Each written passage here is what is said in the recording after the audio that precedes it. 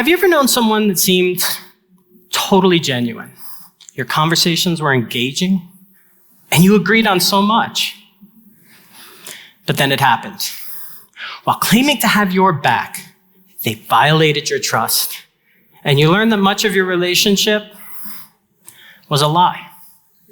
Making matters worse, maybe even blamed yourself, wondering what you did wrong. Now, if this sounds familiar, then you and I have something in common. We've both been manipulated. And I bet those who don't think they've been manipulated probably don't realize it yet. In fact, as we speak, it is likely that someone, somewhere, is planning to manipulate you. And because it happens to everyone, it's not only more common than we think, but it shows how little we know about how to prepare ourselves for it. As a professor who's studied manipulation for more than 2 decades, I think we need to fix that. It's unacceptable to me that the science of manipulation has done little to help those being manipulated. We have failed you as a science. So I want to talk about how to recognize different types of manipulative people and what to do when you find yourself face to face with them. We can learn to turn the tables on these manipulative types by using their strategic thinking against them. With romance schemes, catfishing, investment fraud, and workplace manipulation all around us, the study of manipulation has never been more important. But the study of manipulative people has a fragmented history. There were forensic researchers studying psychopathy. There were clinical researchers studying narcissism.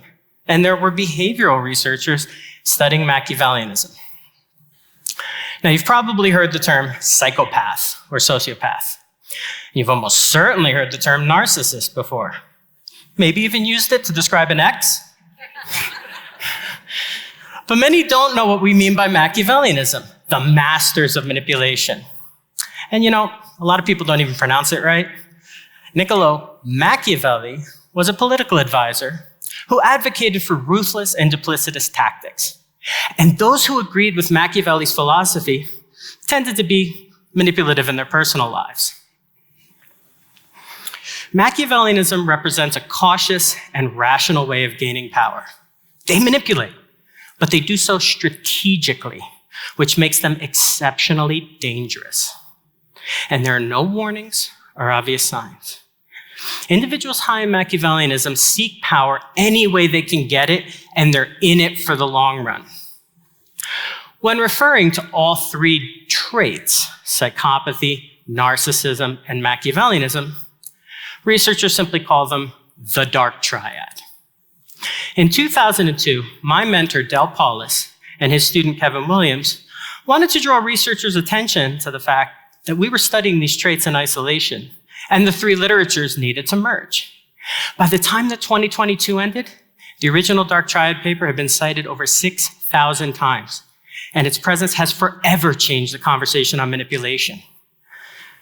But despite more than 20 years of rapid growth, I was sad on its 20th anniversary.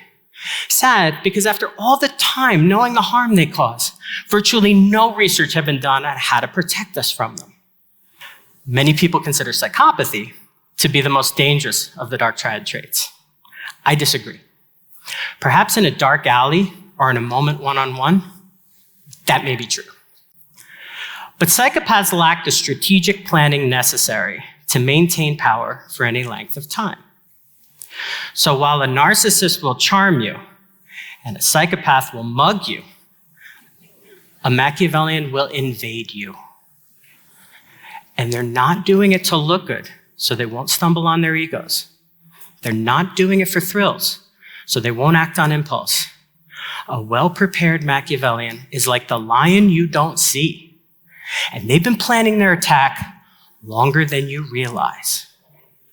Now, I've been studying all 3 dark triad traits for most of my career, but I've spent most of my time studying Machiavellianism. Now, I say trait because it's important to understand these people will not change. To date, there are no effective interventions getting these people to care about others. Making matters worse, Machiavellianism is a sneaky trait in every respect possible. Yes, they're sneaky in how they deal with people, but they're also sneaky in that they predict harm less consistently than psychopathy. In fact, virtually any harmful outcome predicted by Machiavellianism is likely to be predicted even more eagerly by a psychopath. So some have called into question whether we need to study Machiavellianism, or will it forever play second fiddle to the better predictor of psychopathy?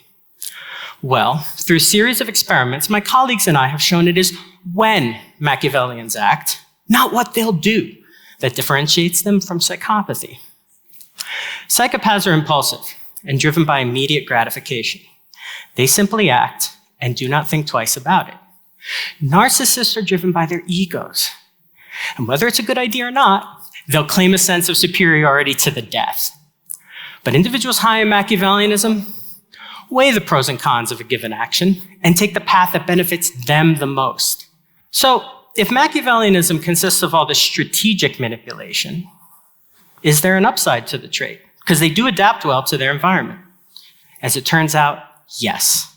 My colleagues and I have been studying how individuals high in Machiavellianism deal with it when they personally have a leader or a coworker who is manipulative. And when we studied which of the dark triad traits did best under this destructive leadership, it was indeed Machiavellianism. Under destructive leaders, individuals high in Machiavellianism actually had better mental health outcomes and were promoted at a higher rate than all other types of people. So I have begun re-examining the Machiavellian character, trying to determine if we can harness the non-toxic elements of this trait to help otherwise good-hearted people when they must face manipulation. And in a way, what I propose is nothing new. The Art of War, 48 Laws to Power, and many books like those advocate turning to deceptive strategies to fight the good fight. But as they say, the devil's in the details. And while it is important to learn how to defend ourselves the best way possible, it is equally important to learn how to do this without slipping into becoming manipulative ourselves. For example, individuals high in Machiavellianism are emotionally guarded and treat people based on their utility. They think rationally about their payouts and focus on their bottom line. So can we apply this to toxic others?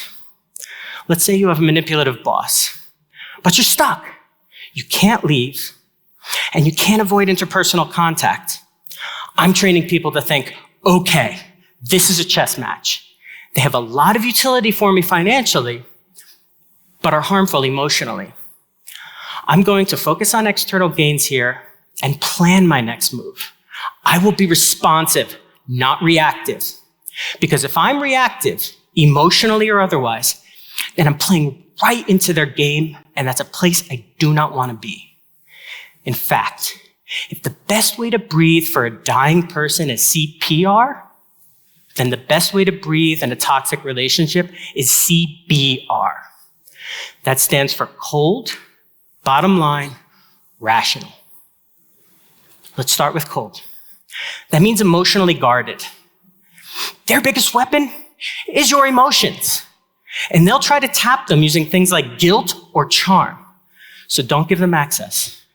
Treat the person like a paycheck, not a pal. My friend once dealt with an abusive supervisor by imagining money pouring into his bank account every moment he was with that supervisor. Another friend told me she imagined her boss was literally a walking checkbook. Okay. Next, bottom line. Decide what your bottom line is and pursue it. Are you there to support your family? Then remind yourself of this bottom line every chance you get.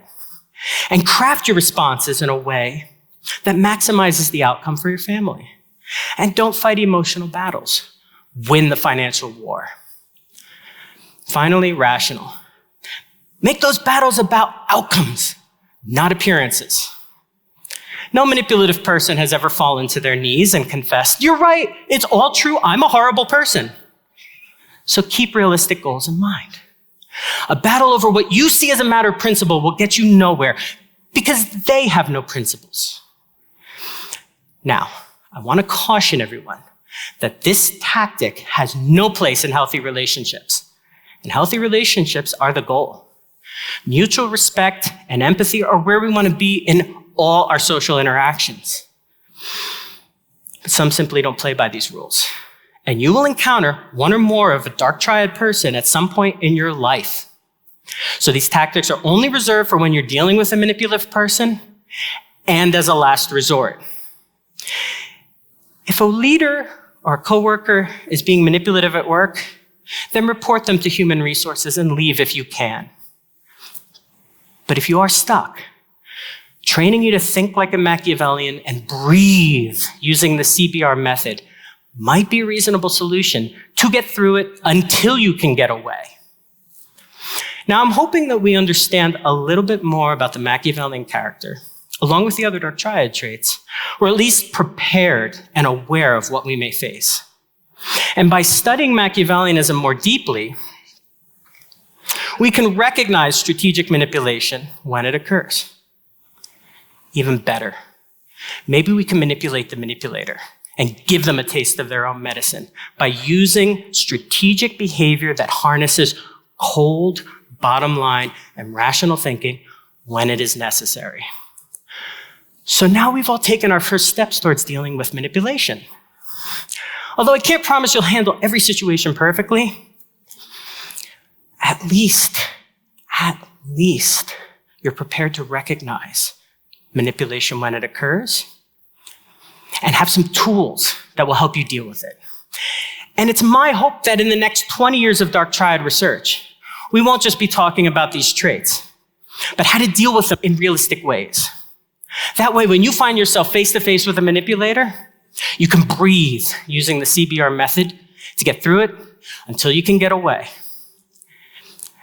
And what we share won't be the manipulation. It'll be the knowledge of how to handle it. Thank you.